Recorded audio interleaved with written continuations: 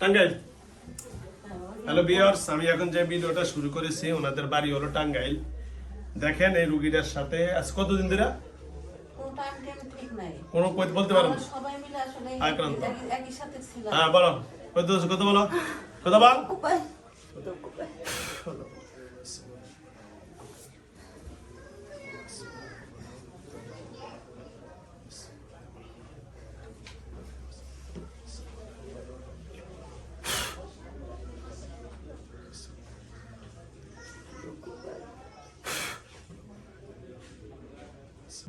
রাগ করো না, রাগ করো না সোনা, রাগ করো না, কথা বলো।